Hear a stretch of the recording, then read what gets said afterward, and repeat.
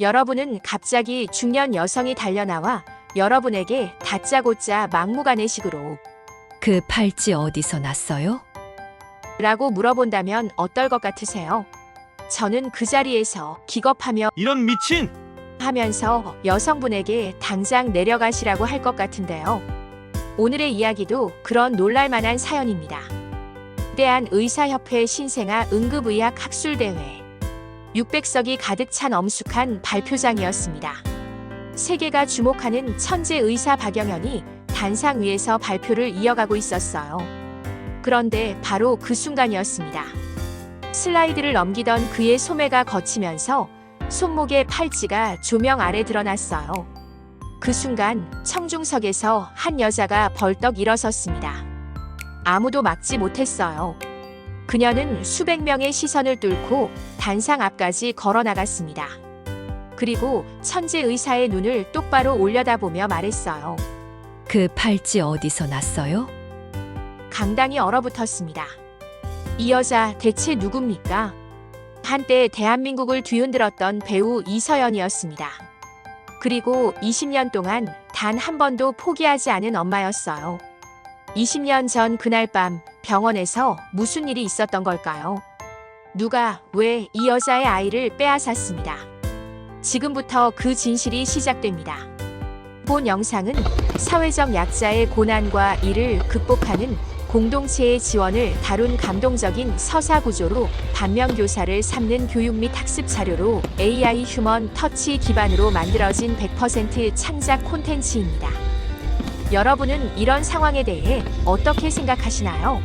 사연 시작 전 구독, 좋아요와 함께 사연 듣고 어디서 보고 계신지 자신도 비슷한 경험이 있다면 댓글로 남겨주시면 인사드리겠습니다. 권불심려 화무십 일홍 인생사연은 언제나 여러분들에게 교훈적이고 재미있는 이야기를 들려드리겠습니다. 서울 도심 한복판 그랜드 컨벤션 센터 대강당이었습니다. 제37회 대한의사협회 신생아 응급의학 학술대회 600석이 가득 찼습니다. 앞줄에는 흰 머리의 원로 의학자들과 대형 병원 원장급 인사들이 나란히 앉아 있었고 강당 안은 기침소리 하나 없이 고요했습니다. 무대 위 대형 화면에는 이런 제목이 걸려 있었습니다. 신생아 골든타임, 우리는 얼마나 지키고 있는가. 다음 발표자는 세브란스병원 응급의학과 박영현 선생님입니다. 사회자의 목소리가 강당을 채우는 순간 객석 여기저기에서 작은 술렁임이 일었습니다. 아는 사람은 아는 이름이었습니다. 아니, 의료계에서 모르는 사람이 없는 이름이었어요. 박영현. 25살. 의대를 수석으로 졸업했고 인턴 시절 이미 세계적인 의학 학술지 란셋에 단독 논문을 게재한 인물이었습니다. 신생아 응급 소생술 분야에서 기존 의학계가 20년 동안 풀지 못했던 프로토콜을 새로 정립했고 그 연구는 미국 존스 홉킨스 의대 교수진이 직접 인용했습니다. 영국 의학 전문지 브리티시 메디컬 저널은 그를 표지 인물로 다루며 이렇게 소개했습니다. 아시아에서 나온 가장 주목할 만한 신생아 의학의 새 얼굴. 대한민국 보건복지부 장관 표창을 최연소로 받았고 세계 신생아학회 젊은 연구자상도 그의 것이었습니다. 나이는 25이었지만 그가 발표장에 서면 수십 년 경력의 원로 의사들도 조용히 귀를 기울였습니다. 그 박영현이 단상으로 걸어 나왔습니다. 객석에서 박수가 터져 나왔어요. 뜨겁지는 않았습니다. 이 자리에 모인 사람들은 쉽게 박수를 보내는 사람들이 아니었으니까요. 하지만 그 절제된 박수 소리가 오히려 묵직하게 강당을 울렸습니다. 박영현이 마이크 앞에 섰어요. 가볍게 고개를 숙였습니다. 젊었지만 흔들림이 없었어요. 수백 명의 시선을 정면으로 받으면서도 눈 하나 깜짝하지 않았습니다. 차분하고 또렷한 목소리로 첫 문장을 시작했습니다. 그 시각이었습니다. 청중석 왼편 짙은 남색 정장 차림의 여성 하나가 앞을 바라보고 있었습니다. 명패에는 이렇게 적혀 있었어요. 사회공헌재단 이사 이서연. 한때 대한민국 최고의 배우였던 여자. 45이 된 지금도 자세가 곱고 눈매가 선명했습니다. 옆자리 관계자가 자료집을 건넸습니다. 이서연의 손이 받지 않았어요. 그녀의 눈은 단상 위 어딘가에 고정된 채 조금도 움직이지 않고 있었습니다. 박영현이 슬라이드를 넘겼습니다. 레이저 포인터를 들어 화면을 가리켰어요. 바로 그 순간이었습니다. 소매가 거쳤어요. 왼쪽 손목이 강당 조명 아래 드러났습니다. 가느다란 은빛 팔찌였어요. 작은 청진기 모양의 펜던트가 달린 팔찌였습니다. 이서연이 굳었습니다. 자료집이 무릎에서 미끄러져 바닥으로 떨어졌어요. 소리도 없이. 이서연은 죽지 않았습니다. 죽지 못했어요. 귀에서 발표 소리가 사라졌습니다. 강당 안의 모든 소리가 한꺼번에 지워지는 것 같았어요. 가슴 한복판에서 뭔가가 쿵 하고 내려앉았습니다. 손끝이 차갑게 식어들었어요. 20년 동안 자물쇠를 채워두었던 것이 삐걱거리며 열리려 하고 있었습니다. 설마, 이서연이 천천히 자리에서 일어섰습니다. 600석 강당에서 한 사람이 일어서는 것은 눈에 띄지 않을 수 없었어요. 수군거림이 번지기 시작했습니다. 앞줄의 원로 교수가 눈살을 찌푸렸어요. 사회자가 마이크를 들여다 멈칫했습니다. 박영현도 고개를 들었어요. 두 사람의 시선이 공중에서 마주쳤습니다. 박영현의 손이 그 자리에서 멈춰버렸어요. 이서연이 걸어 나오기 시작했습니다. 또 가. 발소리만이 고요한 강당을 채웠어요. 경호 요원이 반걸음 다가서려다 그 눈빛을 보고 멈춰섰습니다. 두렵거나 흥분한 눈빛이 아니었어요. 아주 오래 기다려온 사람만이 가질 수 있는 눈빛이었습니다. 강당 안에 수백 명이 숨을 죽인 채 그녀를 바라보았어요. 이서연이 단상 앞에 섰습니다. 박영현을 올려다봤어요. 세계가 주목하는 천재 의사의 얼굴이었습니다. 그러나 이서연의 눈에는 그런 것이 보이지 않았습니다. 그녀의 눈은 오직 한 곳에 머물러 있었어요. 손목이었습니다. 그 팔찌였어요. 분명히 그 팔찌였습니다. 목구멍이 조여들었어요. 손가락 끝이 떨렸습니다. 마이크가 없었어요. 그래도 강당 전체가 들을 수 있었습니다. 그 팔찌. 목소리가 끊겼어요. 잠깐이었습니다. 이서연이 숨을 들이켰어요. 어디서 났어요? 강당이 얼어붙었습니다. 아무도 움직이지 않았어요. 시계 초침 소리조차 들릴 것 같은 3초였습니다. 세계가 주목하는 그 의사가 처음으로 당황했습니다. 박영현의 시선이 천천히 자신의 손목으로 내려갔습니다. 어릴 때부터 늘 그 자리에 있던 팔찌였어요. 한 번도 낯설다고 생각해 본 적이 없었습니다. 그런데 지금 이 순간, 처음으로 낯설었습니다. 박영현이 먼저 입을 열었습니다. 잠깐 자리를 옮기시죠. 낮고 절제된 목소리였습니다. 수백 명의 시선이 꽂혀 있는 강당 한복판에서 그는 당황한 기색을 애써 눌러 담으며 단상에서 내려왔어요. 이서연은 그 말에 순순히 따랐습니다. 두 사람이 강당 밖으로 걸어 나오는 동안 600석의 강당 안에서는 웅성거림이 파도처럼 번져나갔습니다. 누군가 저 여자 배우 이서연 아니야? 라고 속삭였고 그 말이 줄줄이 이어지며 강당 안을 한 바퀴 돌았습니다. 복도는 조용했습니다. 강당 문이 닫히자 웅성거림도 함께 사라졌어요.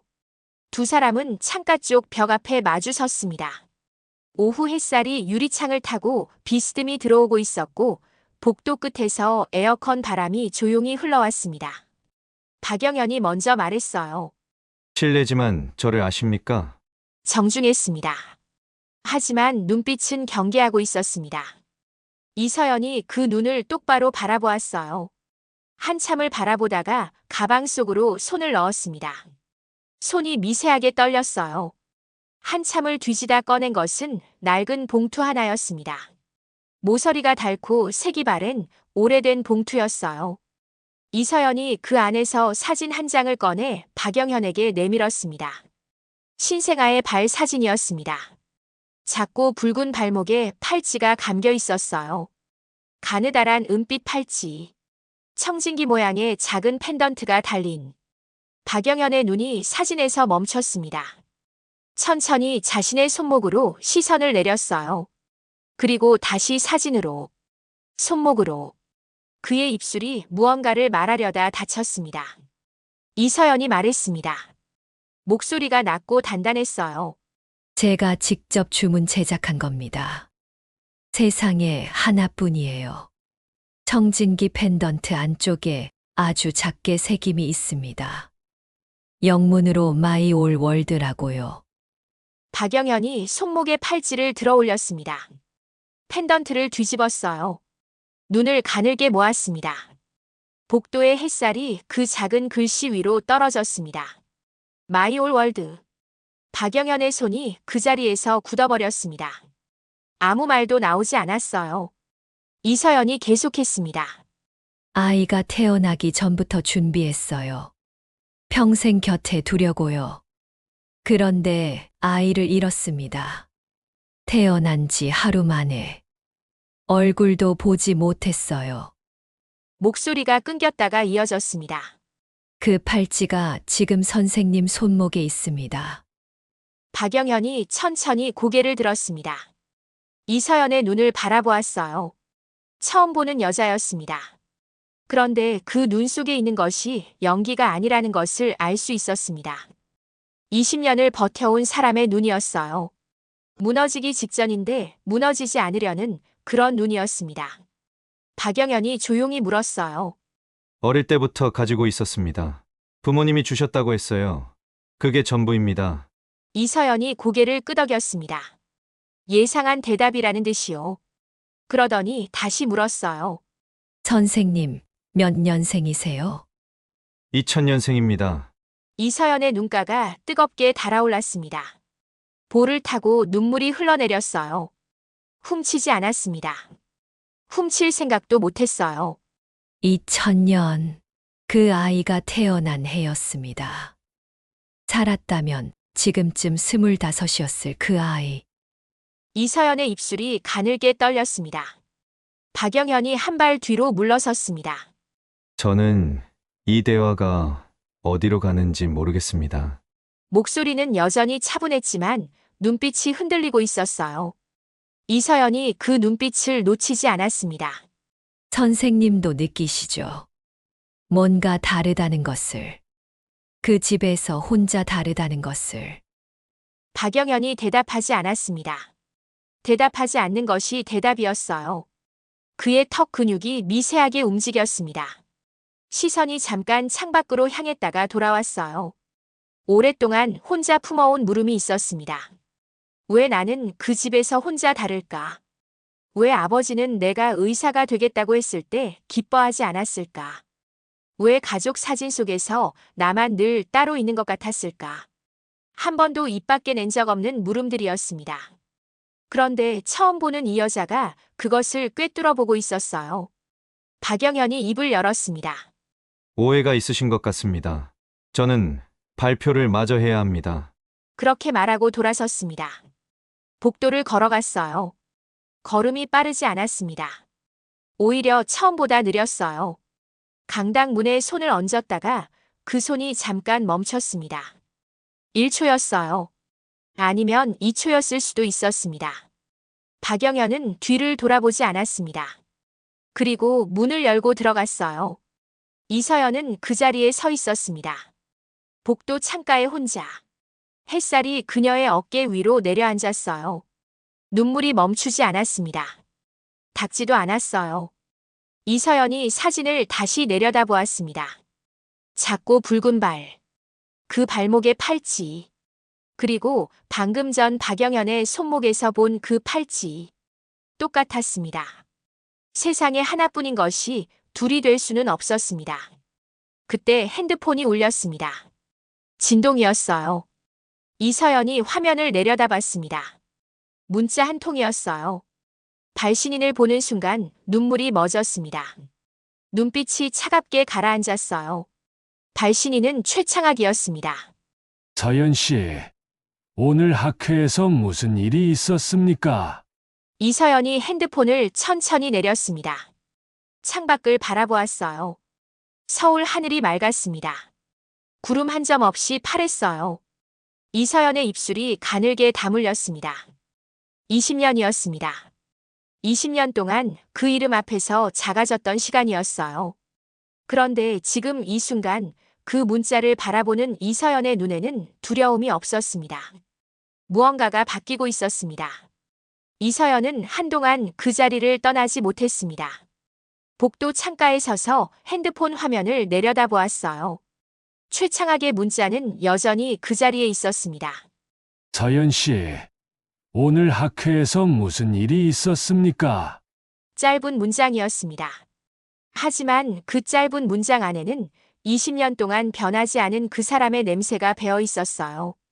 지켜보고 있다는 것, 알고 있다는 것, 그리고 절대 놓아주지 않겠다는 것.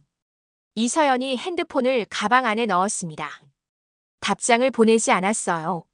창밖을 바라보는 이서연의 눈 속으로 20년 전 기억이 밀물처럼 밀려 들어왔습니다. 그때도 봄이었습니다. 꽃이 피던 날 이서연은 최 씨 가문의 며느리가 되었어요. 결혼식장은 화려했습니다. 강남의 특급 호텔 대연 회장이었고 하객만 500명이 넘었습니다. 웨딩드레스는 프랑스에서 공수한 것이었고 꽃장식은 일주일 전부터 준비됐어요. 겉으로 보기엔 완벽한 결혼식이었습니다. 하지만 이서연은 알고 있었습니다. 신랑 측 맨 앞자리, 시아버지 최창학의 자리가 비어 있었어요. 식이 시작되고 나서야 그가 들어왔습니다. 늦게 들어온 것이 아니었습니다. 일부러 늦은 것이었어요. 하객들의 시선이 잠깐 그쪽으로 쏠렸다가 흩어졌습니다. 이서연은 버질로드를 걸으며 그 시선을 느꼈어요. 미소를 거두지 않았습니다. 연습한 미소였어요. 배우였으니까요. 피로연 자리에서 최창학이 처음으로 이서연에게 말을 걸었습니다. 고생이 많겠어요. 축하한다는 말이 아니었습니다. 어서 오라는 말도 아니었어요. 그것은 짐을 맡기는 사람이 짐꾼에게 건네는 말투였습니다. 이서연이 고개를 숙였습니다. 잘 부탁드립니다, 아버님. 목소리가 떨리지 않도록 이를 악물었어요. 최창학이 등을 돌렸습니다. 그게 전부였어요.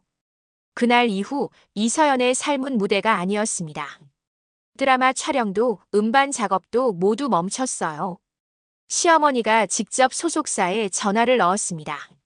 우리 며느리는 이제 연예계 일을 하지 않습니다. 이서연은 그 사실을 나중에야 알았습니다. 남편 최준혁이 미안하다는 말을 반복했어요. 이서연은 괜찮다고 했습니다. 괜찮지 않았지만 괜찮다고 했어요. 최 씨 가문의 본체는 컸습니다. 크고 차가웠어요. 아침 식사 자리가 가장 힘들었습니다. 기다란 테이블 한쪽 끝에 최창학이 앉았고 반대편에 시어머니가 앉았어요. 이서연은 그 중간 어딘가에 앉아 밥을 먹었습니다. 말을 꺼내면 대화가 이어지지 않았어요. 숟가락 소리와 젓가락 소리만이 식탁을 채웠습니다. 어느 날 이서연이 조심스럽게 입을 열었어요. 아버님, 요즘 봄나물이 맛있더라고요. 제가 한번 직접 무쳐볼까요? 최창학이 신문에서 눈을 떼지 않으며 말했습니다. 되었습니다. 그게 전부였어요. 이서연이 혼자 있는 시간 노래를 흥얼거리는 버릇이 있었습니다. 설거지를 하면서 빨래를 개면서 작은 소리로 노래를 불렀어요.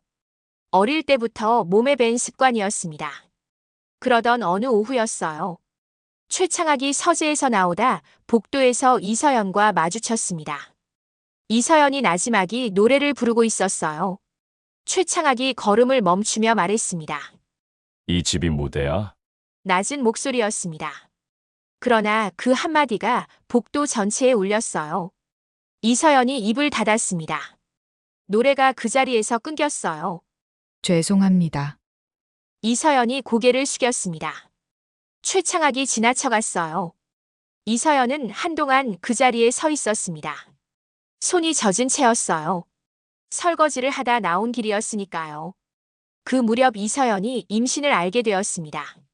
처음으로 최 씨 가문 식구들의 눈빛이 달라졌습니다. 시어머니가 보양식을 챙겼어요. 시아버지가 밥상에서 처음으로 이서연 쪽을 바라봤습니다. 하지만 그 관심에는 온기가 없었어요. 조건이 붙어 있었습니다. 아들이어야 해요. 시어머니가 스치듯 던진 말이었습니다. 밥상머리에 서였어요. 아무렇지 않게 한 말처럼 들렸지만 이서연의 귀에는 그 말이 오래 남았습니다. 이서연이 자기 방으로 돌아와 혼자 앉았어요. 배 위에 손을 얹었습니다. 아직 배가 나오지도 않은 때였어요. 손바닥 아래로 아무것도 느껴지지 않았지만 이서연은 한참 그렇게 앉아 있었습니다. 그리고 팔찌를 주문했습니다. 단골로 다니던 작은 공방이었어요. 은빛 팔찌에 작은 청진기 펜던트를 달아달라고 했습니다. 펜던트 안쪽에는 아주 작은 글씨로 새겨달라고 했어요. 마이 올 월드. 공방 주인이 물었습니다. 이게 무슨 뜻이에요? 이서연이 대답했어요. 제 세상 전부라는 뜻이에요. 공방 주인이 고개를 끄덕였습니다. 이서연이 완성된 팔찌를 받아들고 한참을 바라보았어요. 작고 가벼웠습니다. 하지만 그 안에 담긴 것은 가볍지 않았어요. 꼭 지켜줄게. 이서연이 혼자 중얼거렸습니다. 아무도 없는 방 안에서였어요. 그 무렵 같은 산부인과에 또 다른 임산부가 등록됐습니다. 박창우 원장의 며느리였어요. 최창학과 박창우는 오래된 사업관계였습니다. 두 집안 모두 같은 병원을 쓴다는 것이 그 당시에는 그저 우연처럼 보였어요. 아무도 그것이 우연이 아닐 수 있다는 것을 몰랐습니다. 어느 날 저녁 최창학이 서재에서 전화를 받았습니다. 박창우였어요. 두 사람이 무슨 이야기를 나눴는지는 아무도 몰랐습니다. 문이 닫혀 있었으니까요. 통화가 끝나고 최창학이 서재 문을 열었을 때 복도를 지나던 이서연과 눈이 마주쳤어요. 최창학이 아무 말도 하지 않았습니다. 이서연도 아무 말도 하지 않았어요. 두 사람이 스쳐 지나갔습니다. 그날 밤 이서연은 오래 잠을 이루지 못했어요. 이유를 알 수 없었습니다. 그냥 가슴 한편이 무거웠어요. 배 위에 손을 얹고 천장을 바라보다가 팔찌를 꺼내 손에 쥐었습니다. 차가운 은빛이 손바닥 안에서 천천히 따뜻해졌어요. 출산일이 다가오고 있었습니다. 출산일은 4월이었습니다. 봄비가 내리던 날 아침이었어요. 이서연이 새벽부터 진통을 느꼈습니다. 처음에는 배가 당기는 정도였어요. 그러다 해가 뜰 무렵부터 간격이 좁아지기 시작했습니다.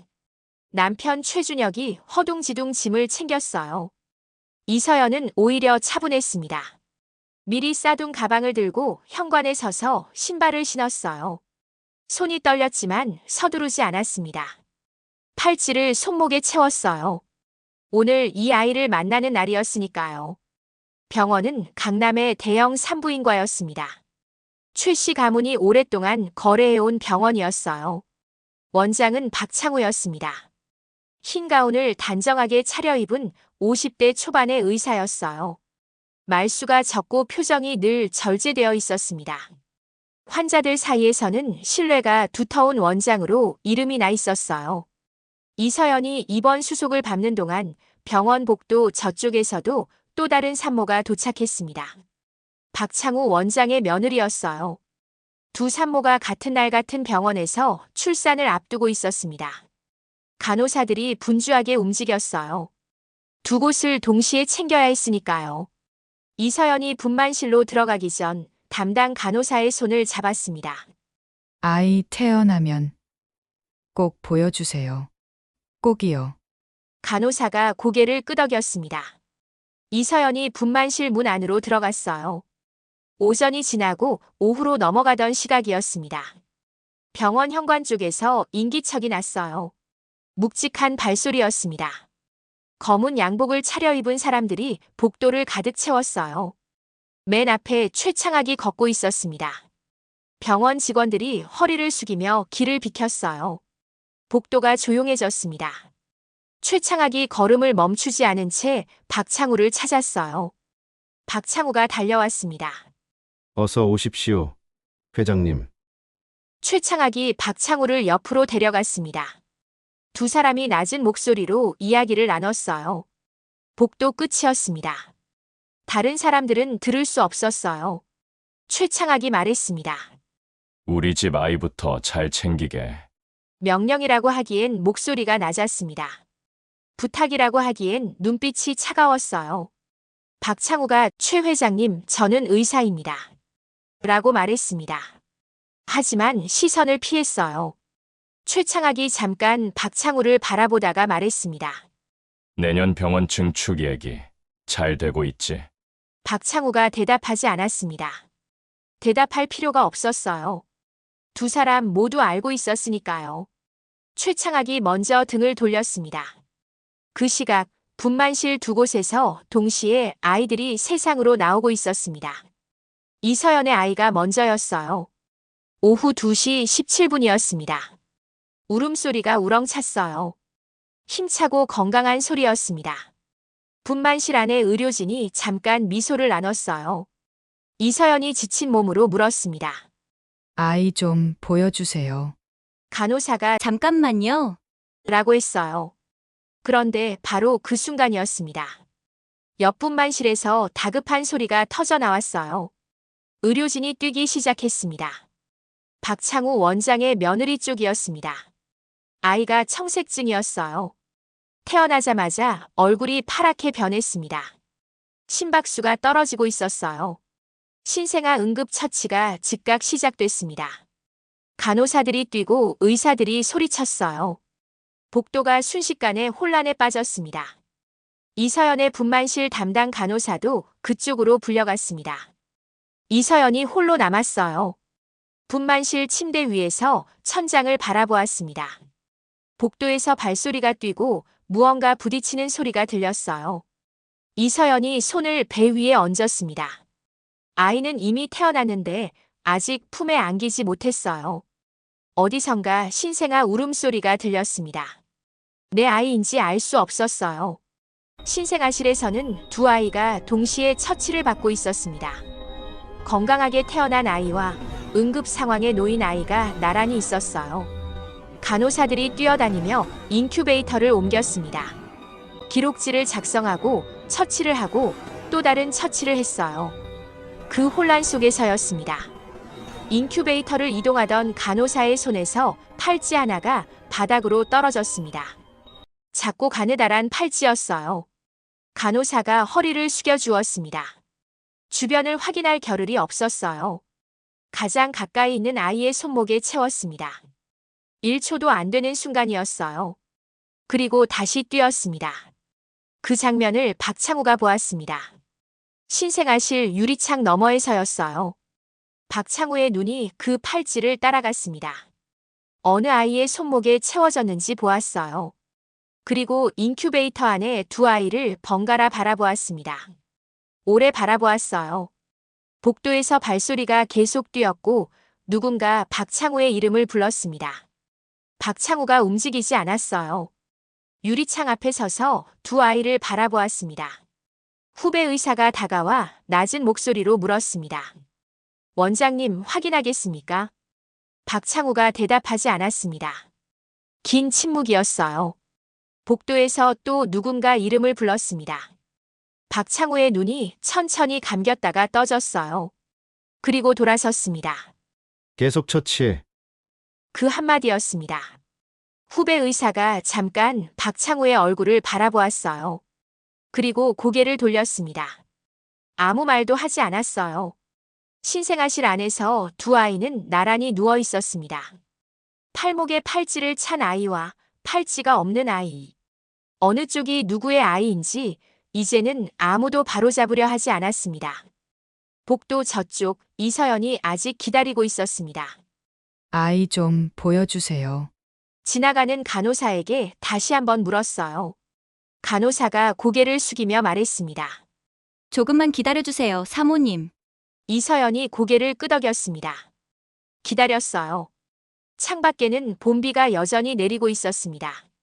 빗소리가 창문을 두드렸어요. 이서연이 눈을 감았습니다. 손목의 팔찌를 손가락으로 만지작거렸어요. 조금만 기다려. 엄마, 곧 갈게. 빗소리가 잦아들고 있었습니다. 창밖의 봄비가 어느새 가늘어졌어요. 이서연은 여전히 분만실 침대에 누운 채 기다리고 있었습니다. 천장에 하얀 형광등이 눈부셨어요. 눈을 가늘게 뜨고 손목의 팔찌를 손가락으로 쥐었다 놓았다 했습니다. 시간이 얼마나 지났는지 알 수 없었어요. 30분인지 1시간인지. 복도에서 발소리가 뛰는 소리가 계속 들렸습니다.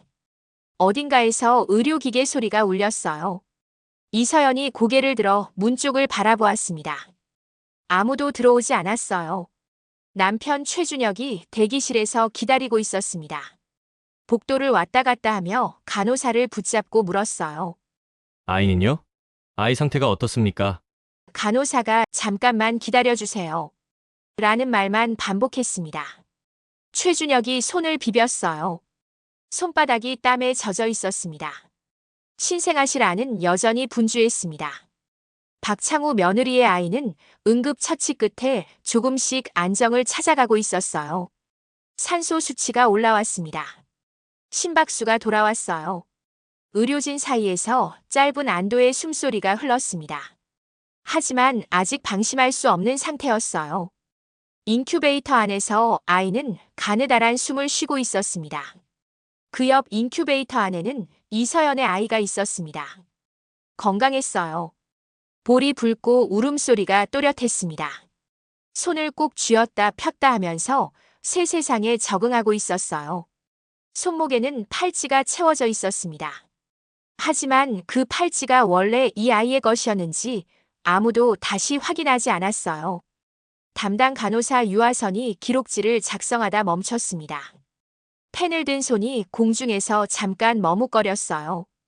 유아선의 눈이 두 인큐베이터를 번갈아 보았습니다. 아까 그 장면이 머릿속을 떠나지 않았어요. 팔찌가 바닥에 떨어지던 것. 그것을 집어서 가까운 아이에게 채우던 것. 유아선이 기록지를 내려다보았습니다. 손이 움직이지 않았어요. 복도로 나갔습니다. 박창우를 찾았어요. 박창우는 신생아실에서 멀지 않은 복도 끝에 서 있었습니다. 창밖을 바라보고 있었어요. 유아선이 다가갔습니다. 원장님, 낮은 목소리였어요. 박창우가 고개를 돌렸습니다. 유아선이 입을 열려는 순간 박창우가 먼저 말했어요. 나 따라와요. 두 사람이 복도 끝 비상구 쪽으로 걸어갔습니다. 아무도 없는 곳이었어요. 박창우가 유아선을 바라보았습니다. 말이 없었어요. 유아선이 먼저 말을 꺼냈습니다. 원장님, 아까 팔찌가 바뀐 것 같습니다. 제가 봤어요. 박창우가 대답하지 않았습니다. 유아선이 계속했어요. 확인해야 할 것 같습니다. 지금 바로 잡으면 될 것 같은데요. 박창우가 유아선을 바라보았어요. 오래 바라보았습니다. 그 눈 안에 무엇이 있는지 유아선은 읽을 수가 없었어요. 두렵지도 화가 나지도 않은 눈이었습니다. 그냥 텅 빈 것 같은 눈이었어요. 박창우가 천천히 말했습니다. 목소리가 낮았어요. 명령이라기보다 간청처럼 들렸지만 그 눈빛은 달랐습니다. 오늘 본 것은 없는 거야. 유아선이 굳었습니다. 원장님, 없는 거야. 한 번 더 말했어요. 그게 전부였습니다. 박창우가 돌아섰어요. 복도를 걸어갔습니다. 유아선은 그 자리에 서 있었어요. 손에 들고 있던 기록지가 구겨질 만큼 꽉 쥐어져 있었습니다. 유아선의 눈이 흔들렸어요. 입술이 움직이려다 멈췄습니다. 그리고 천천히 고개를 끄덕였어요. 아무도 보지 않았지만 그 고개 끄덕임으로 모든 것이 결정되었습니다. 분만실 담당 의사도 기록을 수정하지 않고 넘어갔습니다. 신생아실 간호사 둘이 복도에서 마주쳤어요.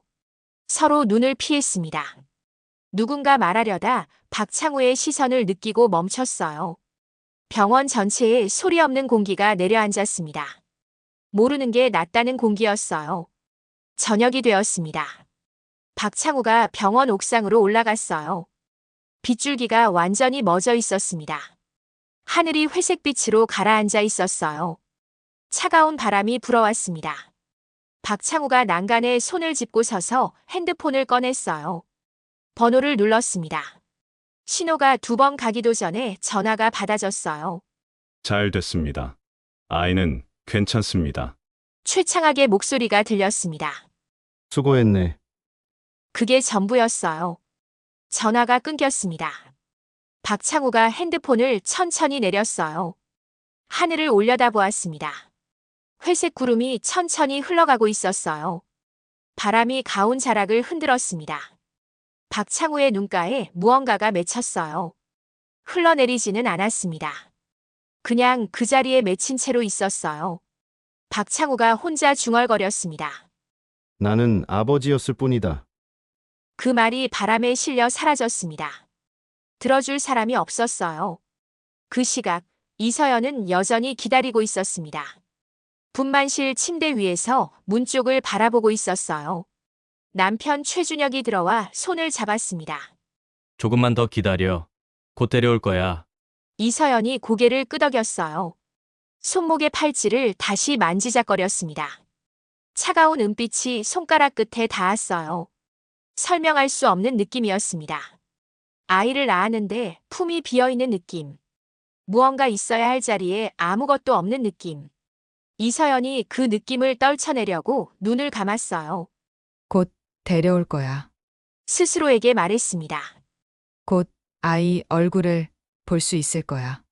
하지만 그 밤 이서연은 아이를 보지 못했습니다. 간호사가 들어와 말했어요. 아이가 지금 처치 중이라 조금 더 시간이 걸릴 것 같습니다. 이서연이 처치요? 라고 물었습니다. 걱정 마세요. 별것 아닙니다. 대답이 돌아왔어요. 이서연이 간호사의 눈을 바라보았습니다. 간호사가 시선을 피했어요. 이서연의 손가락이 팔찌를 꽉 쥐었습니다.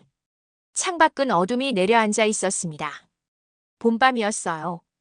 어딘가에서 빗물이 처마 끝에서 떨어지는 소리가 들렸습니다. 똑, 똑, 똑. 규칙적이고 외로운 소리였어요. 이서연이 그 소리를 들으며 눈을 감았습니다. 손목의 팔찌가 손바닥 안에서 차갑게 식어 있었어요. 그날 밤이 지나고 아침이 왔습니다. 이서연은 뜬 눈으로 밤을 보냈어요. 분만실 창문으로 새벽빛이 스며들어올 때까지 천장만 바라보았습니다. 남편 최준혁이 옆 의자에서 깜빡 잠들어 있었어요. 이서연은 그를 깨우지 않았습니다. 손목의 팔찌를 손가락으로 쥔 채 문이 열리기를 기다렸어요. 아이를 데려올 것이라 했습니다. 곧 데려올 것이라 했어요. 문은 열렸습니다. 하지만 아이를 아는 간호사가 아니었어요. 담당 의사였습니다.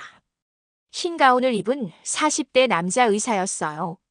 들어오면서 문을 조심스럽게 닫았습니다. 그 동작 하나로 이서연은 알았어요. 좋은 소식을 가지고 오는 사람은 문을 그렇게 닫지 않으니까요. 의사가 이서연 곁으로 다가왔습니다. 최 사모님 말씀드리기가 이서연이 몸을 일으켰어요. 의사의 눈을 똑바로 바라보았습니다.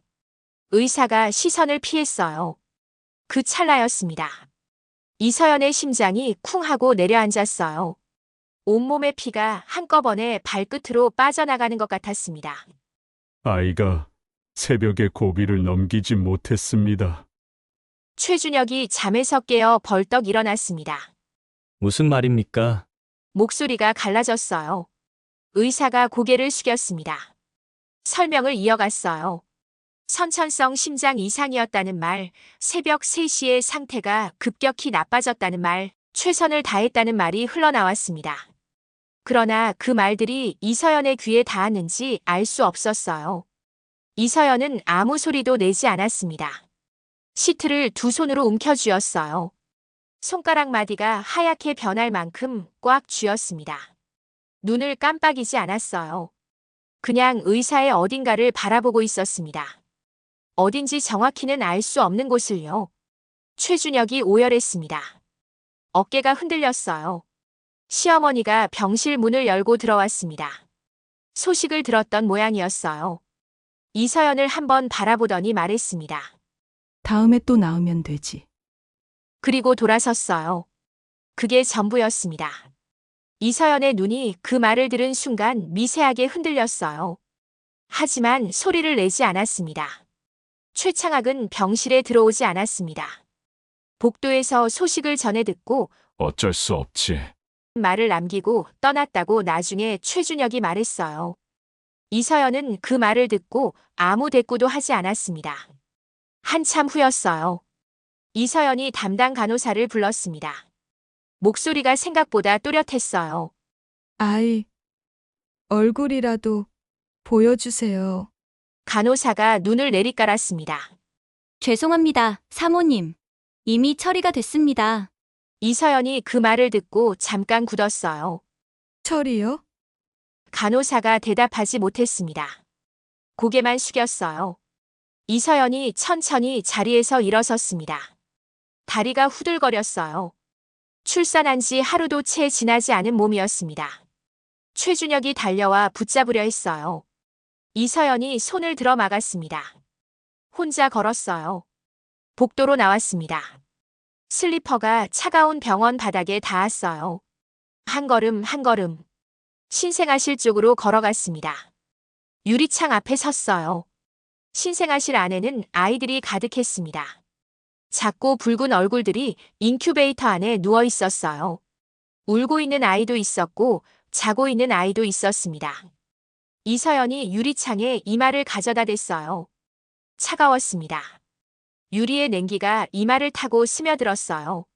저 안에 내 아이가 있는 걸까? 이서연이 손을 들어 유리창에 얹었습니다. 손바닥이 넓게 유리에 닿았어요. 차가운 유리 너머로 신생아들이 조용히 숨을 쉬고 있었습니다. 이서연은 한참 그 자리에 서 있었어요. 얼마나 서 있었는지 알 수 없었습니다. 그 시각 병원 서재 쪽 복도에서 박창우가 걷고 있었습니다. 걸음이 무거웠어요. 어깨가 평소보다 내려앉아 있었습니다. 자신의 진료실 문을 열고 들어갔어요. 불을 켜지 않았습니다. 어두운 방 안에서 의자에 앉았어요. 책상 위에 두 손을 올려놓았습니다. 그 손을 바라보았어요. 의사의 손이었습니다. 수십 년간 수많은 생명을 살려온 손이었어요. 그런데 오늘 그 손은 무엇을 했습니까? 박창우가 눈을 감았습니다. 신생아실에서 팔찌가 바뀌던 순간이 다시 떠올랐어요. 후배 의사의 눈빛이 떠올랐습니다. 확인하겠습니까? 그 물음에 고개를 돌리던 자신이 떠올랐어요. 박창우의 손이 천천히 주먹을 쥐었습니다. 벽에 걸린 액자가 어둠 속에서도 보였어요. 히포크라테스 선서였습니다. 의대를 졸업하던 날 직접 액자에 넣어 걸었어요. 30년 가까이 그 자리에 있던 액자였습니다. 나는 능력과 판단에 따라 환자를 돕고 해를 끼치지 않겠노라. 박창우가 그 문구를 외우고 있었어요. 외울 필요도 없었습니다. 몸에 새겨져 있었으니까요. 박창우가 자리에서 일어났습니다. 액자 앞으로 걸어갔어요. 손을 뻗어 액자를 잡았습니다.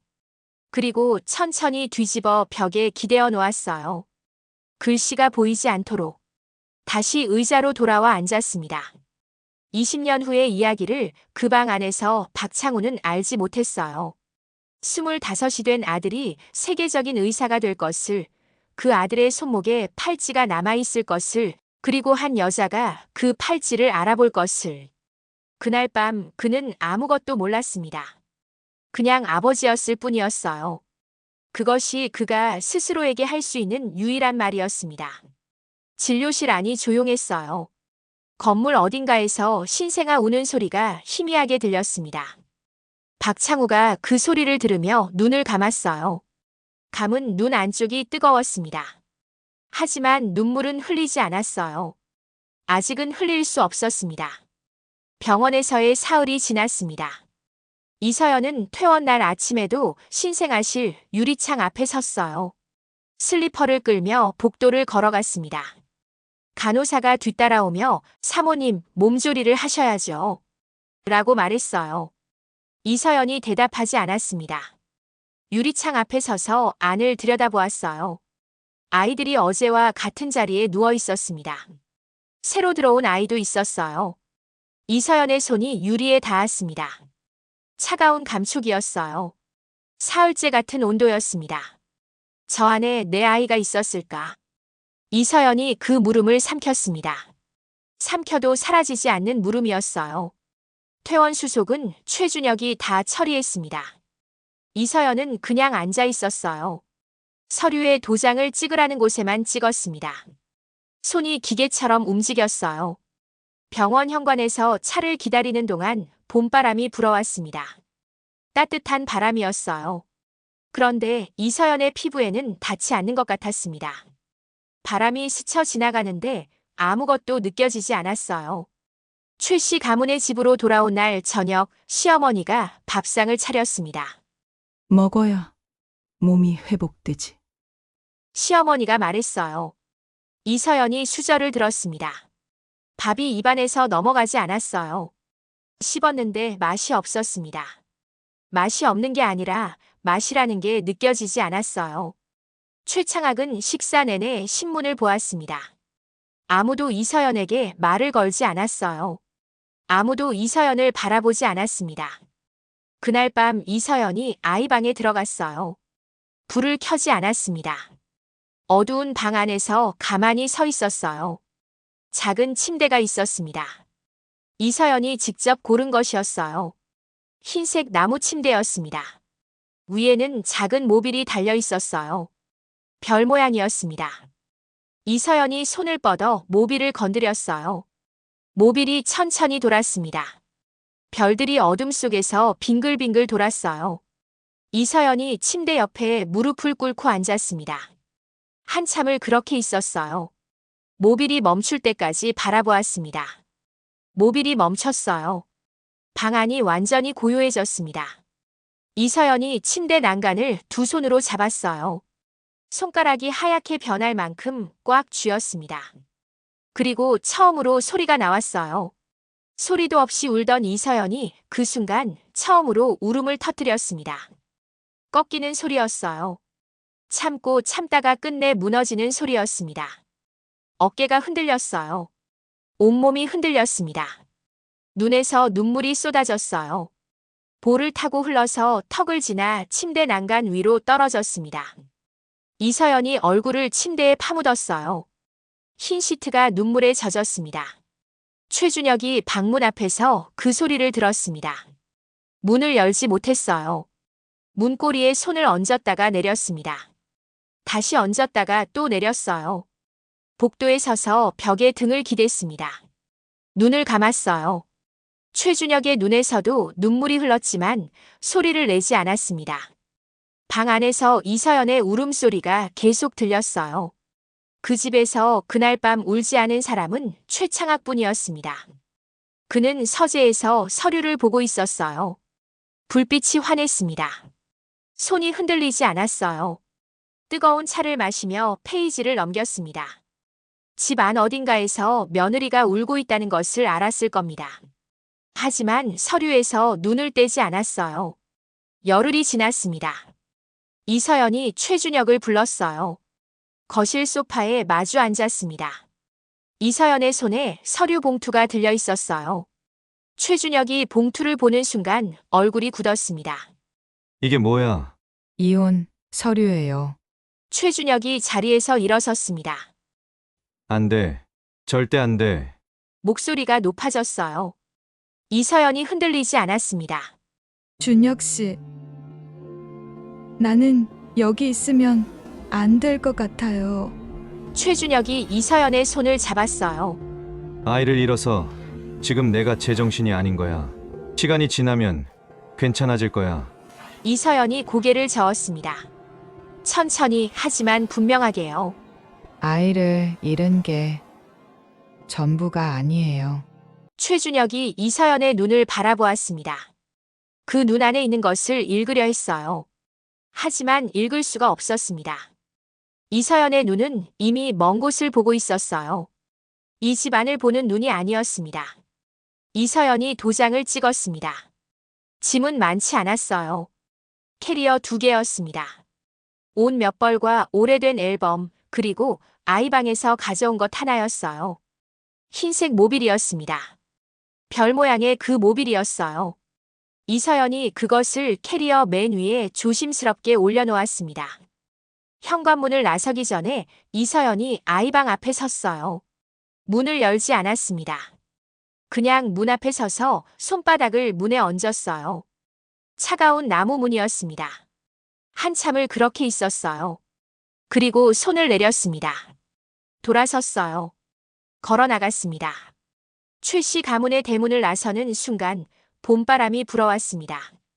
이번에는 바람이 느껴졌어요. 머리카락이 흩날렸습니다. 이서연이 걸음을 멈추지 않았어요. 캐리어를 끌며 걸었습니다. 대문이 천천히 닫혔어요.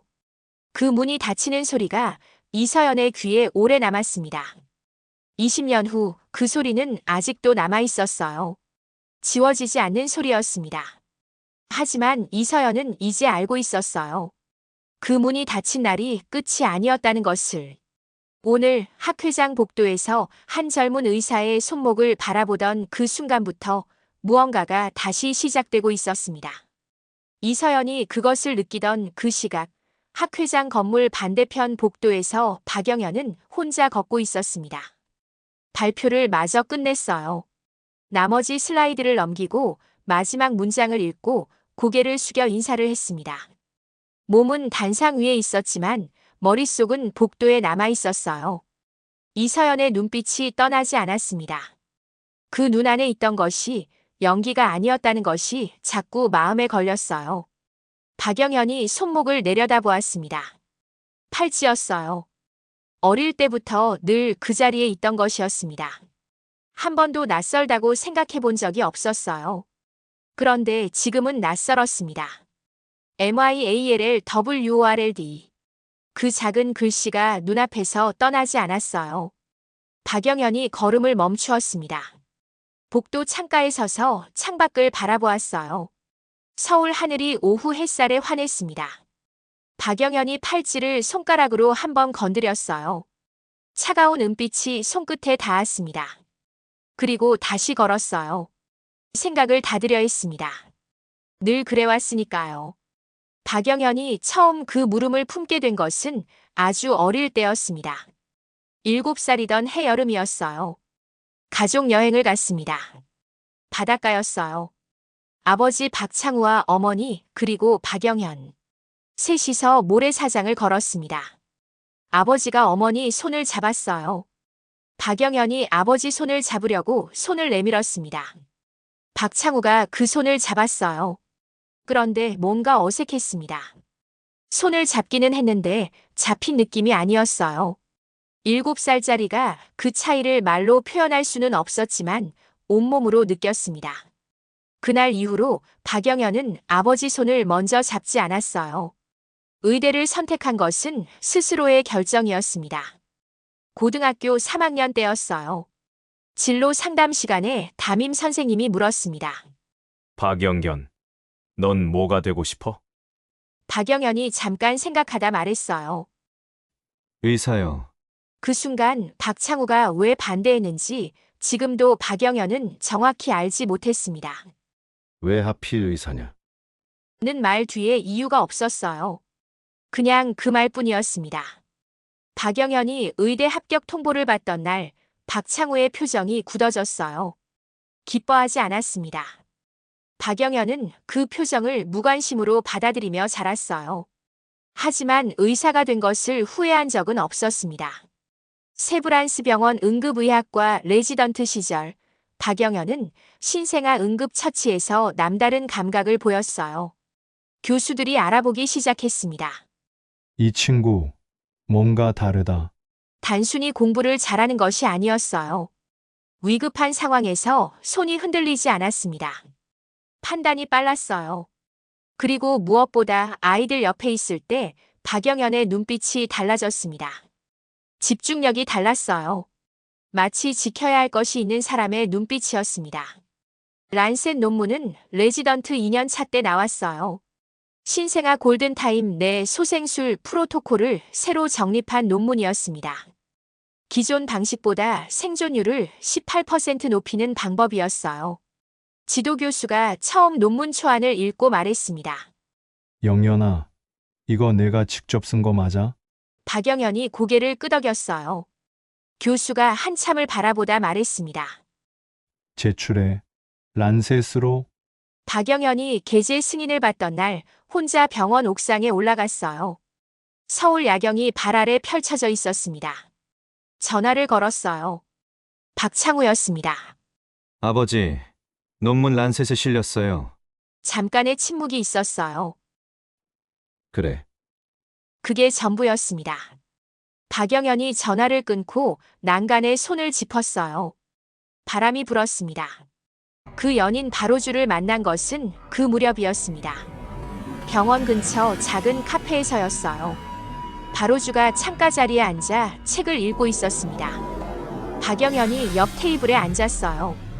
바로주가 읽던 책이 바닥으로 떨어졌습니다. 박영현이 주워 건넸어요. 두 사람의 눈이 마주쳤습니다. 그게 시작이었어요. 특별한 것이 없었습니다. 그냥 자연스럽게 옆에 있게 됐어요.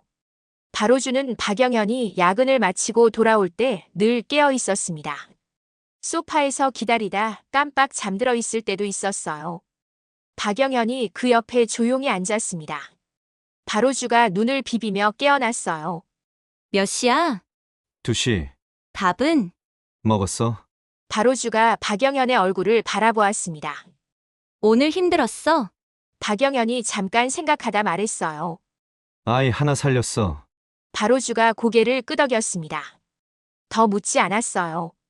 그냥 박영현의 손 위에 자신의 손을 얹었습니다. 바로주가 한 번은 물었어요. 왜 그렇게 애들한테 매달려? 다른 의사들은 퇴근 시간 되면 가던데. 박영현이 한참 있다가 대답했습니다. 내가 못 지키면 안 될 것 같아서. 바로주가 그 말을 이상하게 여기지 않았어요. 하지만 박영현 자신은 그 말을 하고 나서 잠깐 멈칫했습니다. 왜 그런 말이 나왔는지 설명할 수 없었어요.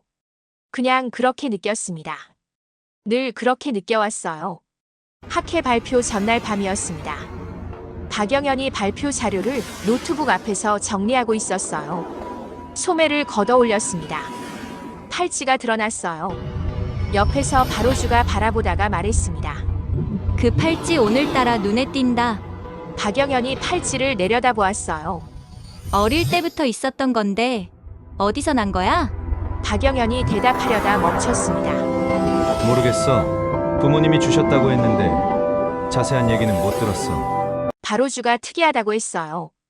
박영현이 고개를 끄덕이며 다시 노트북으로 시선을 돌렸습니다. 그런데 손이 멈췄어요. 팔찌를 다시 내려다보았습니다. 펜던트를 뒤집었어요. MIALLWORLD. 늘 봐왔던 글씨였습니다. 그런데 그날 밤은 그 글씨가 달라 보였어요. 누가 새긴 걸까? 왜 새긴 걸까? 박영현이 그 물음을 닫으려 했습니다. 내일 발표가 있었으니까요. 하지만 물음은 닫히지 않았어요. 그리고 다음 날 학회장에서 한 여자가 그 팔찌를 알아보았습니다. 그 여자가 이서연이었습니다. 학회장에서 돌아온 날 밤 이서연은 잠을 이루지 못했어요. 침대에 누웠다가 일어났습니다. 거실로 나왔어요. 불을 켜지 않았습니다. 어두운 거실에서 소파에 앉아 창밖을 바라보았어요. 서울의 밤이 환했습니다. 빌딩 불빛들이 저 아래에서 반짝이고 있었어요. 이서연이 무릎 위에 두 손을 올려놓았습니다. 손끝이 차가웠어요. 박영현의 얼굴이 떠나지 않았습니다. 25, 2000년생. 그리고 그 팔찌. 이서연이 눈을 감았어요. 눈을 감으면 더 선명하게 보였습니다. 박영현의 손목에서 빛나던 은빛 팔찌가 20년 전 자신이 직접 주문하던 날의 공방 냄새까지 함께 떠올랐어요. 나무 냄새가 나는 작은 공방이었습니다. 주인 아주머니가 돋보기를 쓰고 아주 작은 글씨를 새기던 모습이 눈앞에 펼쳐졌어요. 이서연이 자리에서 일어났습니다. 안방 장롱 맨 위 칸을 열었어요. 손을 뻗어 안쪽을 더듬었습니다. 오래된 상자 하나가 손에 닿았어요. 꺼냈습니다. 먼지가 쌓인 갈색 상자였어요. 이서연이 소파로 돌아와 상자를 열었습니다. 안에는 서류 봉투들이 가득했어요. 누렇게 바랜 봉투들이었습니다. 이서연이 하나씩 꺼내기 시작했어요. 20년이었습니다. 이서연은 포기한 적이 없었어요. 조용히 혼자서 오랫동안 모아온 것들이었습니다. 당시 병원 관계자 명단, 신생아실 담당 의료진 목록, 사설 탐정에게 의뢰했던 조사 보고서, 그리고 낡은 사진들이었어요. 어느 해에는 병원을 직접 찾아간 적도 있었습니다. 어느 해에는 변호사를 만났어요. 하지만 번번이 벽에 부딪혔습니다. 20년 전 기록은 일부가 사라져 있었고 관계자들은 입을 열지 않았어요. 이서연이 서류 사이에서 한 장을 꺼냈습니다. 명단이었어요. 당시 신생아실 담당 간호사 명단이었습니다. 손으로 쓴 글씨였어요. 이름이 6개 적혀 있었습니다. 그중 하나에 볼펜으로 동그라미가 쳐져 있었어요. 유아선. 이서연이 그 이름을 손끝으로 짚었습니다.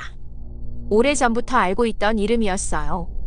탐정 보고서에 따르면 유아선은 그 병원을 그만둔 뒤 경기도 외곽의 작은 마을로 이사했다고 했습니다. 연락을 시도한 적이 있었어요. 전화를 받지 않았습니다. 편지를 보낸 적도 있었어요. 답장이 오지 않았습니다. 하지만 오늘은 달랐습니다.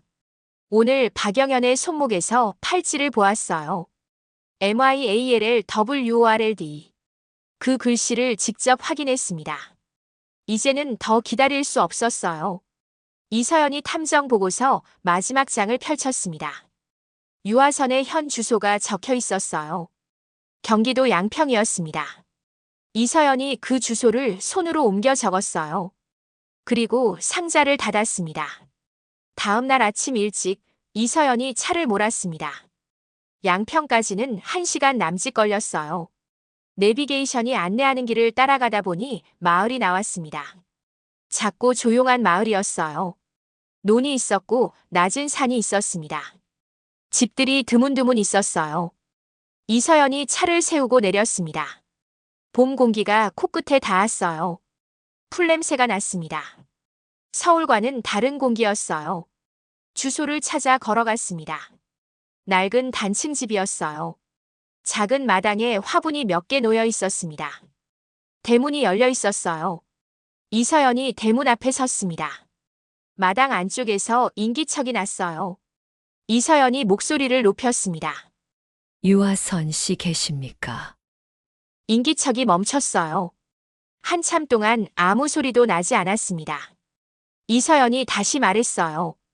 유아선 씨, 저는 이서연입니다. 2000년 4월 강남 산부인과에서 아이를 낳은 이서연이에요. 문이 열리지 않았습니다. 이서연이 기다렸어요. 바람이 불었습니다. 마당의 화분이 흔들렸어요. 이서연이 한 발 더 가까이 다가가 낮은 목소리로 말했습니다. 저는 그날 아이를 잃은 엄마예요. 20년 동안 혼자 찾아다녔습니다. 긴 침묵이었어요. 그리고 문이 열렸습니다. 유아선이었습니다. 60대 초반의 여자였어요. 머리가 반쯤 휘었습니다. 얼굴에 주름이 깊었어요. 그런데 그 주름보다 더 깊어 보이는 것이 있었습니다. 눈 아래였어요. 오래 잠을 못 잔 사람처럼 혹은 오래 무언가를 짊어지고 산 사람처럼 눈 아래가 내려앉아 있었습니다. 유아선이 이서연을 바라보았어요. 이서연이 유아선을 바라보았습니다. 아무 말도 하지 않아도 알 수 있었어요. 유아선이 알고 있다는 것을. 들어오세요. 목소리가 낮고 가늘었습니다. 유아선이 먼저 안으로 들어갔어요. 이서연이 따라 들어갔습니다. 작은 방이었어요. 낡은 소파가 있었고 작은 탁자가 있었습니다. 유아선이 부엌으로 들어갔어요. 물 끓이는 소리가 났습니다. 이서연이 소파에 앉아 방 안을 둘러보았어요. 벽에 아무것도 걸려있지 않았습니다. 액자도 사진도 없었어요. 텅 빈 벽이었습니다. 유아선이 찻잔 2개를 들고 나왔습니다. 탁자 위에 내려놓으면서 손이 흔들렸어요. 찬물이 조금 넘쳤습니다. 유아선이 앉았어요. 이서연과 마주 앉았습니다. 유아선이 찻잔을 두 손으로 감쌌어요. 손이 계속 떨렸습니다. 그날 팔찌가 바뀐 걸 저도 알았어요. 이서연이 숨을 참았습니다. 유아선이 계속했어요. 제가 봤어요. 인큐베이터 이동하다가 팔찌가 바닥에 떨어지는 것을요. 그리고 간호사가 그걸 주워서 가까운 아이한테 채우는 것도 봤어요. 그게 뒤바뀐 거였는데 유아선의 목소리가 끊겼습니다. 눈가가 붉어졌어요. 아래 입술이 떨렸습니다. 박 원장님이 그냥 두라고 하셨어요. 이서연이 두 손을 무릎 위에서 꽉 쥐었습니다. 손가락 마디가 하얗게 변했어요. 아무 말도 하지 않았습니다. 유아선이 계속 말했어요. 저는 그때 말했어야 했는데 20년 동안 그 생각만 했어요. 매일 밤 그 생각만 했습니다. 유아선의 눈에서 눈물이 흘러내렸습니다. 볼을 타고 턱으로 흘러내렸어요. 닦지 않았습니다. 그냥 흘렸어요. 이서연이 천천히 손을 뻗었습니다. 유아선의 손 위에 자신의 손을 얹었어요. 말해줘요. 다 말해줘요. 이제는 괜찮아요. 유아선이 고개를 들었습니다. 이서연의 눈을 바라보았어요. 그리고 자리에서 일어났습니다. 방 안쪽으로 들어갔어요. 서랍을 여는 소리가 났습니다. 잠시 후 유아선이 돌아왔어요.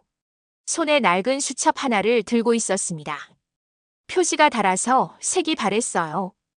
유아선이 수첩을 이서연 앞에 내려놓았습니다.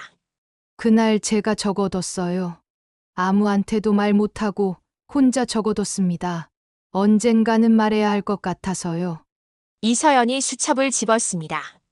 손이 떨렸어요. 표지를 넘겼습니다. 빼곡한 글씨였어요.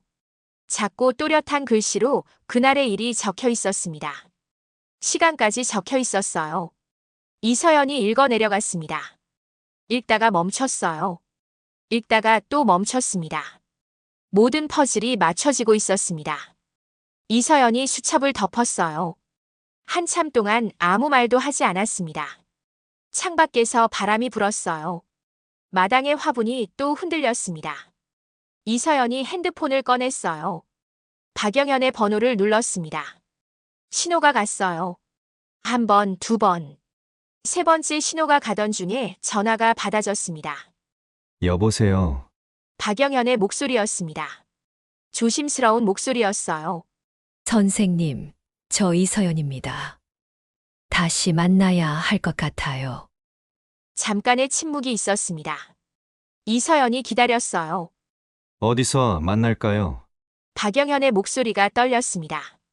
처음으로 흔들리는 목소리였어요. 만남의 장소는 한강공원이었습니다. 박영현이 먼저 와 있었어요.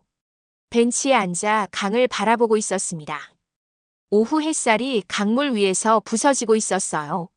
물결이 일렁일 때마다 빛이 흩어졌다 모였다 했습니다. 박영현이 두 손을 무릎 위에 올려놓고 있었어요. 움직이지 않았습니다. 강바람이 불어왔어요. 머리카락이 흩날렸지만 손을 올리지 않았습니다. 이서연이 걸어왔어요. 박영현이 발소리를 듣고 고개를 들었습니다. 두 사람이 눈을 마주쳤어요. 이서연이 벤치 옆에 섰습니다. 앉아도 될까요? 박영현이 옆자리를 손으로 가리켰어요. 이서연이 앉았습니다. 두 사람 사이에 한 뼘쯤 되는 거리가 있었어요. 아무도 먼저 말하지 않았습니다. 강물 소리가 들렸어요. 멀리서 아이들 웃음소리가 바람에 실려왔습니다. 이서연이 가방에서 유아선의 수첩을 꺼냈어요. 박영현 앞에 내려놓았습니다. 박영현이 수첩을 바라보았어요. 집어들었습니다. 표지를 넘겼어요. 읽기 시작했습니다. 읽는 동안 아무 말도 하지 않았어요. 강바람이 수첩 페이지를 넘기려 했습니다. 박영현이 손으로 눌렀어요. 계속 읽었습니다. 한 페이지, 두 페이지. 박영현의 턱 근육이 조금씩 움직였어요. 손가락이 수첩 모서리를 꽉 쥐었습니다. 수첩을 덮었어요. 한참 동안 강을 바라보았습니다. 이서연이 기다렸어요. 서두르지 않았습니다.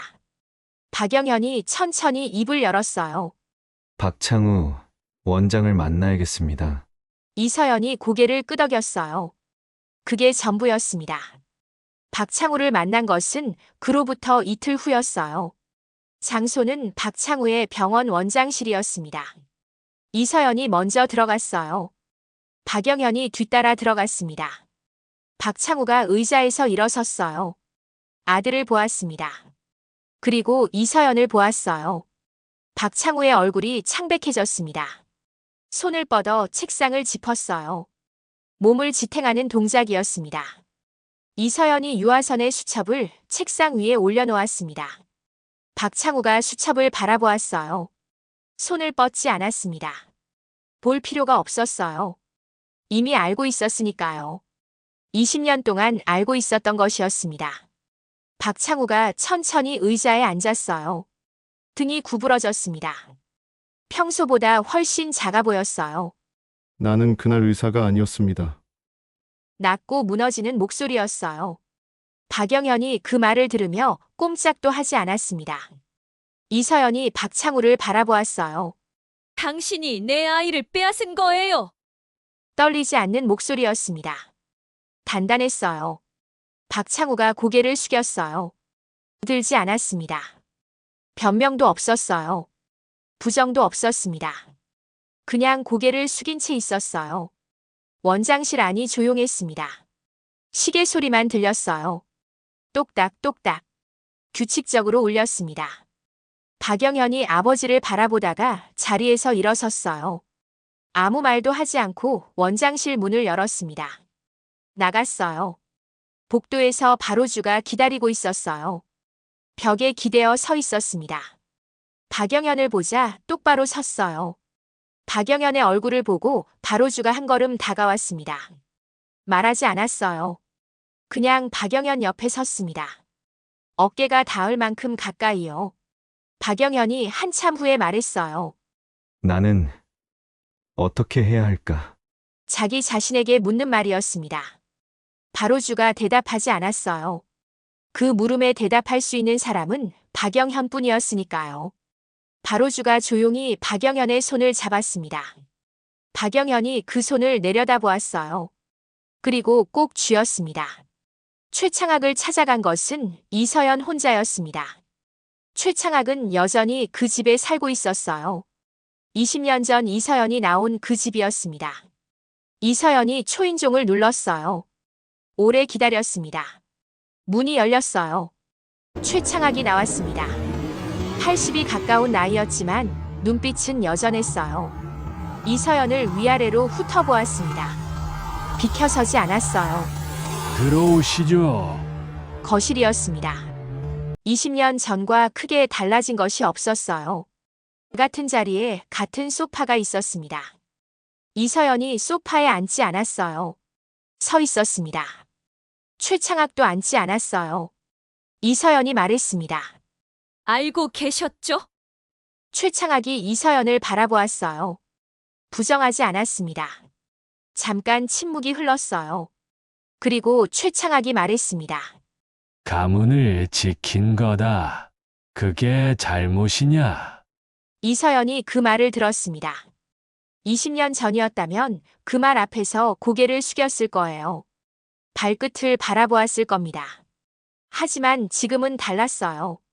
이서연이 최창학의 눈을 똑바로 바라보았습니다. 시선을 피하지 않았어요. 사람을 지켰어야죠. 조용한 말이었습니다. 높지 않은 목소리였어요. 그런데 그 말이 거실 안에 오래 머물렀습니다. 최창학이 이서연의 눈을 바라보았어요. 바라보다가 먼저 시선을 거뒀습니다. 창밖을 보았어요. 그 작은 동작이 전부였습니다. 하지만 이서연은 알았어요. 20년 동안 무너지지 않던 것이 지금 이 순간 무너지고 있다는 것을요. 이서연이 그 집을 나왔습니다. 대문을 나서는 발걸음이 20년 전과 달랐어요. 20년 전에는 캐리어를 끌며 나왔습니다.